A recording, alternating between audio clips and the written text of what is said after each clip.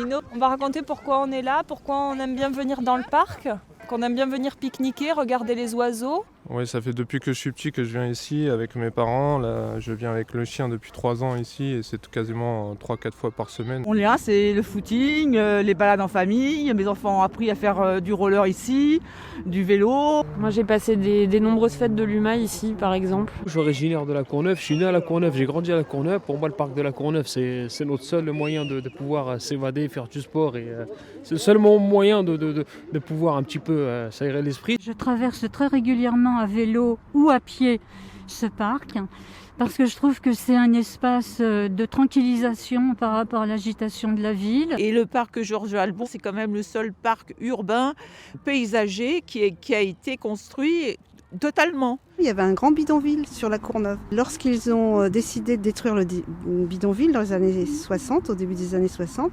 ils ont sanctuarisé pour construire un parc. Ici, c'est un poumon, il y a le parc d'un côté, mais cet espace-là fait aussi partie du parc.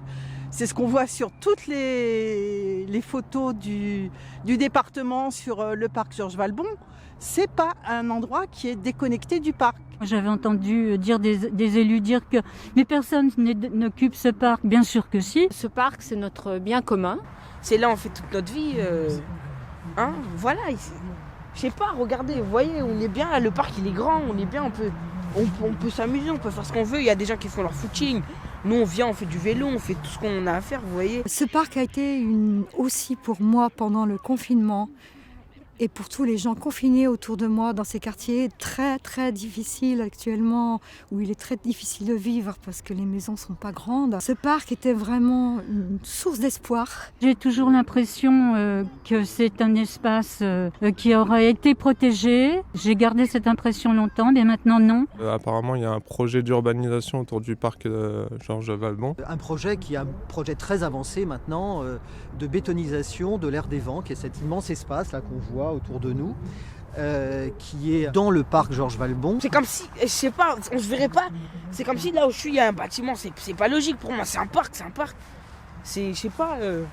Au lieu de, ils ont qu'à faire un lac ou je sais pas, mais pas des bâtiments. Et maintenant, avec les Jeux Olympiques, je suis effrayée de penser qu'on va prendre la partie de l'aire des vents pour faire des logements, alors qu'on est déjà dans une ville, une banlieue qui est déjà très urbanisée. Augmenter la population de Dugny de près de 40%, alors qu'on a des gros problèmes de circulation. Nous, on veut pas de ça. On a un parc, on ne veut pas y toucher. Et moi je comprends fort bien que ça va être un cheval de Troie pour commencer de construire des logements sur les bordures au départ et puis ensuite plus le temps va passer et plus les bordures vont s'élargir. Dans 20 ans, ça va être un autre projet à côté du lac et dans 30 ans, ça va être encore un autre projet. Et puis dans 100 ans, il n'y aura plus de parc de la Courneuve, on aura uniquement le lac. Et puis n'oublions pas ici qu'on est sur un terrain qui est à la base publique et que derrière, c'est des promoteurs qui vont pouvoir empocher la mise.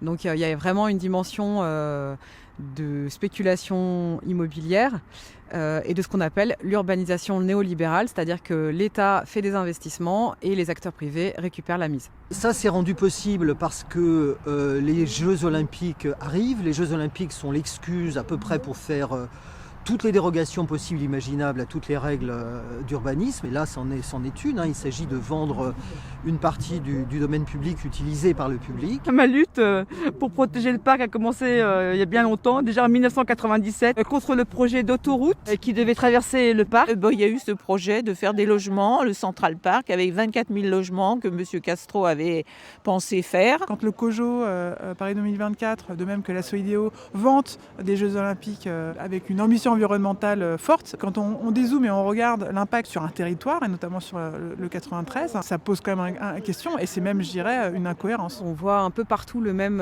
type de projet, c'est-à-dire que derrière l'excellence environnementale, on a toujours soit de l'urbanisation, soit des pollutions ajoutées.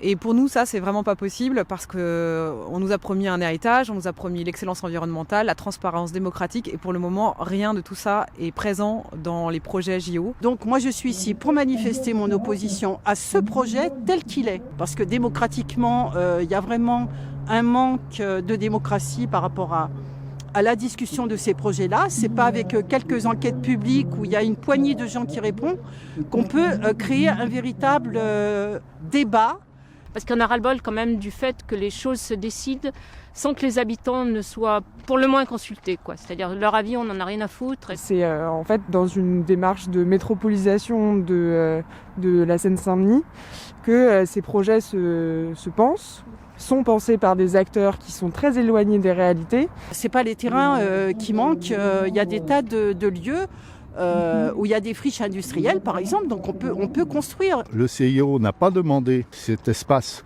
pour avoir des constructions dessus pour les médias. On a des hôtels, des infrastructures hôtelières suffisantes, ils ont besoin de travailler. Et je pense que mes parents et moi, nous avons financé ce parc quelque part avec nos impôts. Le fait de le prendre, c'est nous spolier, c'est nous voler en fin de compte notre patrimoine. Et quand on touche à ça, pour moi, je me suis dit c'est trop le mépris. Mais alors à un moment donné, on se dit non, là non, les constructions c'est pas possible. Ça suffit, il n'y a pas d'un côté on utilise la belle expression de transition écologique et puis de l'autre côté on bétonne, quoi. Il faut qu'à un moment ou à un autre, il y ait une cohérence qui se crée. C'est un scandale, quoi. Bon, moi je trouve franchement que c'est dommage. Nous ne lâcherons pas l'air des vents. On n'a pas Vincennes, on n'a pas le bois de Boulogne. Dans d'autres contrées, dans d'autres endroits, on défend la verdure, on défend les espaces verts. Et ici chez nous, on les bétonise, on accepte de les bétoniser, c'est contradictoire. Les gens modestes, les gens pauvres aussi ont le droit à leurs poumons verts, à leur espace de respiration. Les luttes à l'heure du département. Notre parc est pas à vendre.